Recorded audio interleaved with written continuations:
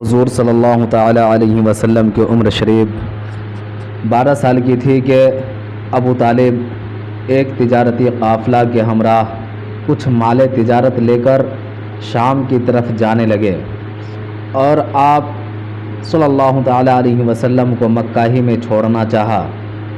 چونکہ نبی پاک صلی اللہ تعالی علیہ وسلم ابو طالب کی کفالت میں آ کر ہمہ وقت ان کے ساتھ رہتے تھے، اس جدائی کو برداشت نہ کر سکے۔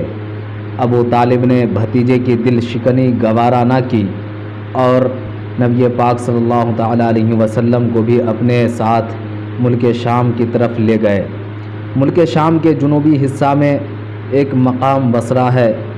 جب قافلہ وہاں پہنچا تو ایک عیسائی راہب نے جو وہاں رہتا تھا اور جس کا نام بحیرہ تھا، نبی پاک صلی اللہ تعالی علیہ وسلم کو دیکھا اور پہچان لیا کہ یہی نبی آخر الزماں ہے۔ بحیرہ ابو طالب کے پاس آیا اور کہا کہ یہ تمہارا بھتیجا نبی مبعوث ہونے والا ہے، اس کے اندر وہ علامات موجود ہیں جو نبی آخر الزماں کے متعلق توریت و انجیل میں لکھی ہیں، لہٰذا مناسب یہ ہے کہ تم اس کو آگے نہ لے جاؤ اور یہودیوں کے ملک میں داخل نہ ہو۔ ابو طالب نے بحیرہ راہب کی یہ باتیں سن کر اپنا مال جلدی جلدی وہیں فروخت کر دیا اور نبی پاک صلی اللہ تعالی علیہ وسلم کو لے کر مکہ مکرمہ کی طرف واپس چلے آئے۔ ابو طالب کو باوجود اس کے کہ ملک شام کے شہروں میں داخل نہیں ہوئے، اس سفر میں بہت منافع ہوا۔ ایک روایت میں یہ بھی مذکور ہے کہ ابو طالب نے بحیرہ راہب کی باتیں سن کر نبی پاک صلی اللہ تعالی علیہ وسلم کو وہیں سے مکہ کی طرف واپس بھجوا دیا اور خود قافلہ کے ہمراہ آگے چلے گئے۔ مقام عکاظ میں بڑا بھاری میلہ لگتا تھا۔ اس میلہ میں مشاعرے منعقد ہوتے تھے، گھوڑ دوڑ ہوتی تھی، پہلوانوں کی کشتیاں اور فنون سپاہ گیری کے دنگل بھی ہوتے تھے۔ عرب کے تمام قبائل جنگ جوئی میں حد سے بڑھے ہوئے تھے اور بات بات پر تلواریں کھینچ جاتی تھی۔ عکاظ کے میلہ میں کسی معمولی سی بات پر قبیلہ حوازن اور قبیلہ قریش کے درمیان چھیڑ چھاڑ شروع ہو گئی۔ اول تو دونوں قبیلوں کے سمجھدار لوگوں نے بات کو بڑھنے نہ دیا اور معاملہ رفع دفع ہو گیا، لیکن شرپسند لوگ بھی ہر قوم میں بکثرت ہوا کرتے ہیں۔ نتیجہ یہ ہوا کہ معاملہ درست ہونے کے بعد پھر بگڑا اور جدال و قتال کا بازار گرم ہوا۔ یہ لڑائی محرم الحرام میں لڑنا سخت گناہ کا کام تھا۔ اس مہینہ میں جاری شدہ لڑائیاں بھی ملتوی ہو جاتی تھیں۔ یہ لڑائی 4 بڑی بڑی لڑائیوں کا ایک سلسلہ تھی اور ہر پہلی لڑائی دوسری لڑائی سے زیادہ سخت و شدید ہوتی تھی، کیونکہ قبیلہ حوازن کے ساتھ قیس عیلان کے تمام دوسرے قبائل اور قریش کے ساتھ کنانہ کے تمام قبائل یکے بعد دیگرے شامل ہوتے گئے اور یہ لڑائی ترقی کر کے قبائل قیس اور قریش کے درمیان کنانہ کی لڑائی بن گئی۔ آخری چوتھی لڑائی نہایت ہی سخت اور زبردست لڑائی تھی، جس میں بعض سرداروں نے خود اپنے پاؤں میں اس لیے بیڑیاں ڈلوائی تھیں کہ میدان جنگ سے کس طرح بھی بھاگ نہ سکے۔ اسی آخری چوتھی لڑائی میں پہلی مرتبہ نبی پاک صلی اللہ تعالی علیہ وسلم بھی مسلح ہو کر شریک جنگ ہوئے۔ بنو کنانہ میں ہر قبیلہ کا سالار جدا جدا تھا، چنانچہ بنو ہاشم کے سردار نبی پاک صلی اللہ تعالی علیہ وسلم کے چچا زبیر بن عبد المطلب تھے اور ساری فوج یعنی تمام بنو کنانہ کا سپہ سالار اعظم حرب بن امیہ تھا۔ نبی پاک صلی اللہ تعالی علیہ وسلم کی عمر اس وقت 15 سال کی تھی۔ آپ کے سپرد یہ خدمت تھی کہ آپ اپنے چچوں کو تیر اٹھا اٹھا کر دیتے جاتے تھے۔ آپ کو خود کسی سے مقابلے اور قتال کا موقع نہیں ملا۔ اس لڑائی میں اول تو بنو حوازن غالب نظر آتے تھے، بلا آخر بنو کنانہ غالب اور قبائل قیس مغلوب ہوئے۔ ابن خلدون کی روایت کے موافق حرب فجار کے وقت آپ کی عمر 10 برس کی تھی، مگر صحیح یہ ہے کہ حرب فجار 581 عیسوی میں واقع ہوئی اور نبی پاک صلی اللہ تعالیٰ علیہ وسلم کی عمر 15 سال کی تھی۔ نبی پاک صلی اللہ تعالیٰ علیہ وسلم جو جوان ہوئے تو آپ کو تجارت کی طرف توجہ ہوئی۔ آپ صلی اللہ تعالیٰ علیہ وسلم کے چچا ابو طالب نے بھی آپ کے لیے اسی شغل کو پسند کیا۔ آپ صلی اللہ تعالیٰ علیہ وسلم تجارتی قافلوں کے ہمراہ مال تجارت لے کر کئی مرتبہ گئے اور ہر مرتبہ منافع ہوا۔ ان سفروں میں لوگوں نے آپ کی دیانت و امانت اور خوش معاملگی کا بغور معائنہ کیا۔ نیز شہر مکہ میں جن لوگوں سے بھی آپ کا معاملہ ہوا، سبھی نے آپ کو بے حد امین، صادق القول، راست کردار اور خوش معاملہ پایا۔ عبداللہ بن ابی الحمصہ ایک صحابی بیان کرتے ہیں کہ بعثت سے پہلے اسی زمانے میں میں نے نبی پاک صلی اللہ تعالیٰ علیہ وسلم سے کوئی معاملہ کی بات کی۔ ابھی بات ختم نہ ہوئی تھی کہ مجھ کو کسی ضرورت سے دوسری طرف جانا پڑا اور جاتے ہوئے آپ صلی اللہ تعالیٰ علیہ وسلم سے کہا گیا کہ آپ یہیں ٹھہرے رہیں، میں ابھی واپس آ کر معاملہ ختم کر دوں گا۔ وہاں سے جدا ہو کر مجھ کو اپنا وعدہ یاد نہ رہا۔ جب تیسرے دن اس طرف کو گزرا تو دیکھا نبی پاک صلی اللہ تعالیٰ علیہ وسلم اسی جگہ کھڑے ہیں۔ آپ نے مجھ کو دیکھ کر صرف اسی قدر کہا کہ مجھ کو تم نے تکلیف و محنت میں ڈال دیا، میں اس وقت تک اسی جگہ تمہارے انتظار میں ہوں۔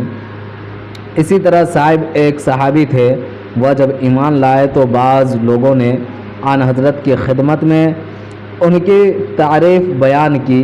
آپ صلی اللہ تعالیٰ علیہ وسلم نے فرمایا کہ میں صاحب کو تم سے زیادہ جانتا ہوں۔ صاحب نے عرض کی کہ میرے ماں باپ آپ پر قربان ہوں، آپ ایک مرتبہ تجارت میں میرے شریک رہے تھے اور آپ نے معاملہ ہمیشہ صاف رکھا۔ قبیلہ بنو اسد کی ایک معزز خاتون خدیجہ بنت خویلد قریش میں ایک مالدار عورت سمجھی جاتی تھی۔ وہ بیوہ تھیں اور اب تک 2 خاوندوں سے شادی کر چکی تھیں۔ ان کے دوسرے خاوند نے بہت کچھ مال و اسباب چھوڑا تھا۔ خدیجہ اپنے کارندوں کے ہاتھ ہمیشہ شام، عراق اور یمن کی طرف مال تجارت روانہ کیا کرتی تھیں۔ نبی پاک صلی اللہ تعالیٰ علیہ وسلم کی دیانت و امانت کا شہرہ سن کر انہوں نے اپنے بھتیجے فاطمہ کی معرفت اس امر کی خواہش ظاہر کی کہ نبی پاک صلی اللہ تعالیٰ علیہ وسلم ان کا مال تجارت لے کر شام کی طرف جائیں اور بطور کارندہ خدمات تجارت انجام دیں۔ آپ صلی اللہ تعالیٰ علیہ وسلم نے اپنے چچا ابو طالب کے مشورہ کے بعد اس خواہش کو منظور کر لیا اور حضرت خدیجہ نے آپ کے لیے معقول معاوضہ مقرر کر دیا۔ چنانچہ آپ صلی اللہ تعالیٰ علیہ وسلم خدیجہ کے محتمم مال تجارت ہو کر شام کی طرف روانہ ہوئے۔ اس سفر میں خدیجہ کا غلام میسرہ اور خدیجہ کا ایک عزیز خزیمہ ابن حکیم بھی نبی پاک صلی اللہ تعالیٰ علیہ وسلم کے ہمراہ تھے۔ یہ تجارتی قافلہ جس کے ہمراہ آپ صلی اللہ تعالیٰ علیہ وسلم خدیجہ کا مال لے کر روانہ ہوئے تھے، ملک شام میں داخل ہو کر ایک صومعہ کے قریب ٹھہرا۔ اس صومعہ میں ایک راہب رہتا تھا جس کا نام نستورہ تھا۔ نستورہ نے نبی پاک صلی اللہ تعالیٰ علیہ وسلم کو دیکھا تو اپنے صومعہ سے بعض کتب سماویہ لے کر آیا۔ اس نے نبی پاک صلی اللہ تعالیٰ علیہ وسلم کے پاس آ کر آپ کے جسم اور چہرے کی دیکھ بھال شروع کی۔ کبھی آپ کو دیکھتا، کبھی کتب سماویہ کو پڑھتا اور مقابلہ کرتا۔ اس عجیب کیفیت کو دیکھ کر خزیمہ کے دل میں شک پیدا ہوا اور اس نے بلند آواز سے یا آل غالب کہا، یعنی آل غالب جلدی مدد کو پہنچو۔ یہ آواز سن کر قافلہ کے تمام قریشی دوڑ پڑے۔ نستورہ اس طرح قریش کو آتے دیکھ کر وہاں سے بھاگا اور اپنے صومعہ کی چھت پر جا بیٹھا۔ وہاں سے قافلہ والوں کو بتایا کہ خطرہ کی کوئی بات نہیں تھی، میں اس شخص کا جو تمہارے ساتھ ہے کتب سماویہ کو دیکھ دیکھ کر معائنہ کر رہا تھا، نبی آخر الزماں کے جو جو علامات اور خط و خال ہماری کتابوں میں لکھے ہیں وہ سب اس میں موجود ہیں۔ یہ سن کر سب کو اطمینان ہوا۔ اس سفر میں بھی قافلہ کا مال بہت منافع سے فروخت ہوا۔ اسی طرح آپ کئی مرتبہ خدیجہ کا مال لے کر بحرین، یمن اور شام کی طرف گئے۔ ہر مرتبہ تجارت میں خوب نفع ہوا۔ نبی پاک صلی اللہ تعالیٰ علیہ وسلم کی دیانت، امانت، خوش اخلاقی، پاک بازی، شرافت، نجابت وغیرہ خدیجۃ الکبریٰ سے پوشیدہ نہ تھی۔ اگرچہ مکہ کے شرفاء و عمرا میں سے ہر ایک خدیجۃ الکبریٰ سے نکاح کا آرزو مند تھا، مگر انہوں نے خود نفیسہ نامی عورت کے ذریعہ اور ایک روایت کے مطابق عاتقہ بنت عبد المطلب کے ذریعہ نبی پاک صلی اللہ تعالیٰ علیہ وسلم کی خدمت میں شادی کا پیغام بھیجا۔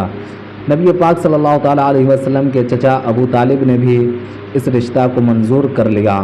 ابو طالب ہی نے خطبہ نکاح پڑھا۔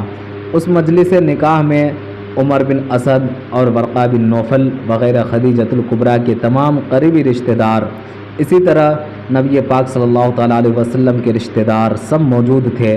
نکاح کے وقت آپ کی عمر 25 سال کی اور حضرت خدیجہ رضی اللہ تعالیٰ عنہا کی عمر 40 سال کی تھی۔ حضرت خدیجۃ الکبریٰ رضی اللہ تعالیٰ عنہا کے بطن سے آپ کے 3 بیٹے اور 4 بیٹیاں پیدا ہوئی۔ نہ صرف مکہ مکرمہ بلکہ تمام ملک عرب میں آپ کی نیکی، خوش اتواری، دیانت، امانت اور راست بازی کی اس قدر شہرت ہو گئی تھی کہ لوگ آپ کو نام لے کر نہیں بلکہ الصادق یا الامین کہہ کر پکارتے تھے۔ تمام ملک عرب میں ایک آپ ہی کی ذات تھی جو الصادق یا الامین کے مشار الیہ سمجھی جاتی تھی، اور انہی ناموں سے لوگ آپ کو پہچانتے اور یاد کرتے تھے۔ کسی پرانے زمانے میں ملک عرب کے بعض شخصوں نے مل کر آپس میں یہ عہد کیا تھا کہ ہم ہمیشہ مظلوم کی طرف داری اور ظالم کا مقابلہ کریں گے۔ اس جماعت میں جس قدر اشخاص شامل تھے، اتفاقاً ان سب کے ناموں میں فضل کا لفظ آتا تھا، اسی لیے ان کے اس عہد کو حلف الفضول کے نام سے تعبیر کرنے لگے۔ یہ جماعت اب ملک عرب میں باقی نہ رہی تھی، مگر اس کا تذکرہ لوگوں کی زبان پر آ جاتا تھا۔ حرب فجار کے بعد نبی پاک صلی اللہ تعالیٰ علیہ وسلم کے چچا زبیر بن عبد المطلب کے دل میں یہ تحریک پیدا ہوئی کہ اس تحریک کو پھر از سر نو تازہ کیا جائے۔ چنانچہ بعض اشخاص نے عبداللہ بن جدعان کے مکان پر جمع ہو کر قسم کھائی کہ ہم ہمیشہ ظالم کا مقابلہ اور مظلوم کی مدد کریں گے۔ اس قسم کے آن نبی صلی اللہ تعالیٰ علیہ وسلم بھی جو اس زمانے میں لڑکے ہی تھے شریک تھے۔ اب جب کہ آپ صلی اللہ تعالیٰ علیہ وسلم جوان ہو گئے تو نبی پاک صلی اللہ تعالیٰ علیہ وسلم نے اکثر قبیلوں کے سرداروں اور سمجھدار لوگوں کو ملک کی بدامنی، مسافروں کے لیے، ضعیفوں اور غریبوں پر زبردستی اور امیروں کے ظلم کرنے کا حال بیان فرما کر ان سب باتوں کی اصلاح کے لیے آمادہ کیا۔ بالآخر ایک انجمن قائم ہو گئی جس میں بنو ہاشم، بنو عبد المطلب، بنو اسد، بنو زہرہ، بنو تمیم شامل ہوئے، مگر اس انجمن کے ہر ایک ممبر کو یہ اقرار کرنا پڑا کہ ہم ملک سے بدامنی دور کریں گے، مسافروں کی حفاظت کیا کریں گے، غریبوں کی امداد کیا کریں گے، زبردستوں کو ظلم کرنے سے روکیں گے۔ اس انجمن کے ذریعہ اللہ کی مخلوق کو بہت کچھ نفع پہنچنے لگا۔ زمانہ نبوت میں بھی آپ فرمایا کرتے تھے کہ اگر آج بھی کوئی اس معاہدہ کے نام سے مجھ کو بلائے اور مدد طلب کرے تو میں اس کا جواب دوں گا۔ خانہ کعبہ میں کسی بد احتیاطی کے سبب آگ لگ گئی تھی، جس کے صدمہ سے دیواریں بھی جاں بجا شک ہو گئی تھی۔ قریش نے ارادہ کیا کہ اس عمارت کو منہدم کر کے پھر از سر نو تعمیر کیا جائے۔ اس رائے پر تو سب کا اتفاق ہو گیا، لیکن کھڑی ہوئی عمارت کو منہدم کرنے پر کوئی آمادہ نہ ہوتا تھا اور سب ڈرتے تھے۔ آخر سرداران قریش میں سے ولید بن مغیرہ نے اس کام کو شروع کر دیا۔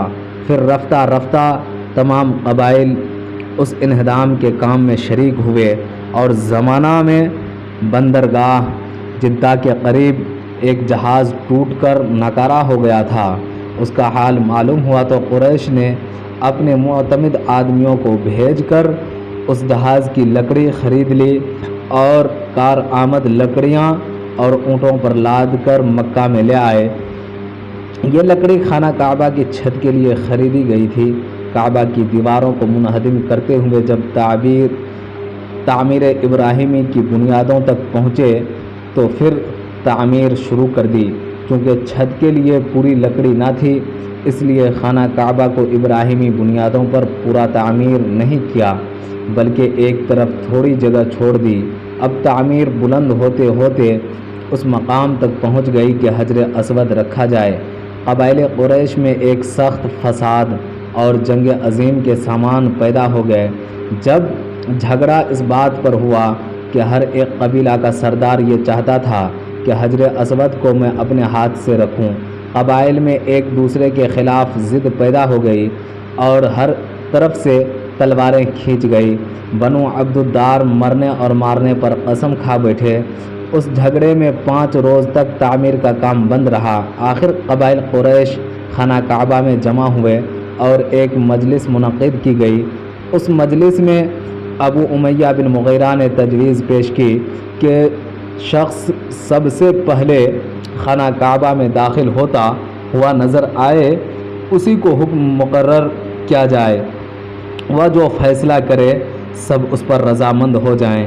لوگوں نے نگاہ اٹھا کر جو دیکھا تو نبی پاک صلی اللہ تعالیٰ علیہ وسلم داخل ہو رہے تھے۔ سب نے آپ کو دیکھتے ہی الامین الامین پکارا اور کہا کہ آپ کے فیصلہ پر ہم رضامند ہیں۔ آپ اس مجلس میں داخل ہوئے تو سب نے معاملہ کو آپ کی طرف رجوع کیا اور کہا کہ آپ جس کے حق میں چاہیں فیصلہ کر دیں، ہم آپ کے فیصلہ پر رضامند ہیں۔ یہ ذرا سوچنے اور غور کرنے کا موقع ہے کہ جس عزت اور شرف کو ہر قبیلہ حاصل کرنا چاہتا تھا اور خون سے بھرے ہوئے پیالے میں انگلیاں ڈال ڈال کر اس زمانے کی رسم کے موافق مرنے مارنے پر شدید و غلیظ قسمیں کھا چکے تھے، اس عزت و شرف کے معاملہ کو نبی پاک صلی اللہ تعالیٰ علیہ وسلم کے سپرد کرنے میں سب مطمئن ہیں۔ جو دلیل اس امر کی ہے کہ آپ صلی اللہ تعالیٰ علیہ وسلم کی دیانت اور منصف مزاجی پر سب ایمان لائے ہوئے تھے۔ آپ صلی اللہ تعالیٰ علیہ وسلم نے معاملہ سے آگاہ ہو کر اسی وقت ذرا سی دیر میں جھگڑے کو ختم کر دیا، اور تمام بوڑھے اور تجربہ کار سرداران قریش آپ کی ذہانت، قوت فیصلہ اور منصف مزاجی کو دیکھ کر حیران رہ گئے، اور سب نے بالاتفاق احسنت و مرحبا کی صدائیں بلند کیں۔ نبی پاک صلی اللہ تعالیٰ علیہ وسلم نے اس طرح فیصلہ کیا کہ ایک چادر بچھائی، اس پر حجر اسود اپنے ہاتھ سے رکھ دیا، پھر ہر ایک قبیلہ کے سردار سے کہا کہ چادر کے کنارے کو پکڑ لو۔ چنانچہ تمام سرداران قریش نے مل کر اس چادر کے کنارے کو چاروں طرف سے پکڑ کر پتھر کو اٹھایا۔ جب پتھر اس مقام پر پہنچ گیا جہاں اس کو نصب کرنا تھا تو نبی پاک صلی اللہ تعالیٰ علیہ وسلم نے چادر سے اٹھا کر وہاں نصب کر دیا۔ کسی کو کوئی شکایت باقی نہ رہی اور سب آپس میں رضامند رہے۔ اس واقعہ میں عتبہ بن ربیعہ بن عبد شمس، اسود بن مطلب بن اسد بن عبد العزیٰ، ابو حذیفہ بن مغیرہ بن عمر بن مخزوم اور قیس بن عدی سہمی 4 شخص بہت پیش تھے اور کسی طرح دوسرے کے حق میں معاملہ کو چھوڑنا نہ چاہتے تھے۔ اس فیصلہ سے یہ چاروں بہت خوش اور مسرور تھے۔ اگر ملک عرب میں یہ جنگ چھڑ جاتی تو یقیناً یہ تمام ان لڑائیوں سے زیادہ ہیبت ناک اور تباہ کن جنگ ثابت ہوتی جو اب تک زمانہ جاہلیت میں ہو چکی تھی۔ جس زمانہ میں نبی پاک صلی اللہ تعالیٰ علیہ وسلم نے اس حجر اسود والے جھگڑے کا فیصلہ کیا ہے، نبی پاک صلی اللہ تعالیٰ علیہ وسلم کی عمر 35 سال کی تھی۔ آپ کی عزت اور قبولیت مکہ میں غالباً سب پر فائق تھی، کوئی آپ کا دشمن نہ تھا، آپ سے محبت کرنے والے اور آپ کو عزت کی نگاہ سے دیکھنے والے بہت تھے۔ آپ کی دانائی، خوش اتواری، راست کرداری اور دیانت و امانت کا تمام ملک میں چرچا تھا۔ تجارت آپ صلی اللہ تعالیٰ علیہ وسلم کا پیشہ تھا اور خدیجۃ الکبریٰ رضی اللہ تعالیٰ عنہا سے شادی کرنے کے بعد آپ فارغ البالی سے زندگی بسر کرتے تھے۔ ایک مرتبہ قحط کے ایام تھے۔ آپ کے چچا ابو طالب عیال دار آدمی تھے۔ ان کی عزت و عظمت بزرگ خاندان اور سردار بنی ہاشم ہونے کے سبب بہت تھی، مگر افلاس و تنگی کے ساتھ ان کی گزر اوقات ہوتی تھی۔ نبی پاک صلی اللہ تعالیٰ علیہ وسلم نے ابو طالب کی عسرت تنگی کا حال دیکھ کر اپنے دوسرے چچا عباس بن عبد المطلب سے کہا کہ آج کل قحط کا زمانہ ہے اور ابو طالب کا کنبہ بڑا ہے، مناسب یہ ہے کہ ان کے ایک لڑکے کو آپ اپنے گھر لے آئیں اور ایک کو میں لے آؤں، اس طرح ان کا بوجھ ہلکا ہو جائے گا۔ عباس بن عبد المطلب نے اس مشورہ کو پسند کیا اور دونوں ابو طالب کی خدمت میں پہنچے اور اپنی خواہش بیان کی۔ ابو طالب نے کہا کہ عقیل کو تو میرے پاس رہنے دو اور باقیوں کو اگر تمہاری خواہش ہے تو لے جاؤ۔ چنانچہ جعفر بن ابو طالب کو تو عباس بن عبد المطلب اپنے گھر لے گئے اور علی بن ابی طالب کو نبی پاک صلی اللہ تعالیٰ علیہ وسلم اپنے گھر لے آئے۔ یہ واقعہ اسی سال کا ہے جس سال تعمیر کعبہ ہوئی، یعنی نبی پاک صلی اللہ تعالیٰ علیہ وسلم کی عمر 35 سال کی تھی اور حضرت علی کی عمر 5 سال کے قریب تھی، مگر یہ تعمیر کعبہ کے بعد کے واقعہ سے پہلے کا ہے۔ حضرت خدیجۃ الکبریٰ رضی اللہ تعالیٰ عنہا کے بھتیجے حکیم بن حزام کہیں سے ایک غلام خرید کر لائے تھے۔ انہوں نے وہ اپنی پھوپھی حضرت خدیجۃ الکبریٰ رضی اللہ تعالیٰ عنہا کی نذر کیا۔ خدیجۃ الکبریٰ رضی اللہ عنہا نے اس غلام کو نبی پاک کی نذر کیا۔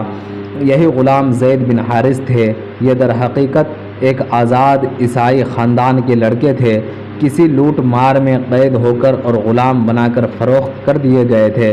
کچھ دنوں کے بعد زید کے باپ حارث اور ان کے چچا کعب کو پتہ چلا کہ زید مکہ میں کسی شخص کے پاس بطور غلام رہتے ہیں۔ وہ دونوں مکہ میں آئے اور نبی پاک کی خدمت میں حاضر ہو کر عاجزانہ درخواست پیش کی کہ زید کو آزاد کر کے ہمارے سپرد کر دیجیے۔ آپ نے فوراً ان کی درخواست منظور فرما لی اور کہا کہ اگر زید تمہارے ساتھ جانا چاہتا ہے تو میری طرف سے اس کو اجازت ہے۔ چنانچہ زید بلوائے گئے۔ آپ نے زید سے کہا کہ ان دونوں شخصوں کو تم پہچانتے ہو کون ہیں؟ زید نے کہا ہاں، یہ میرے والد اور چچا ہیں۔ آپ نے فرمایا کہ یہ تم کو لینے آئے ہیں، میری طرف سے تم کو اجازت ہے کہ ان کے ہمراہ چلے جاؤ۔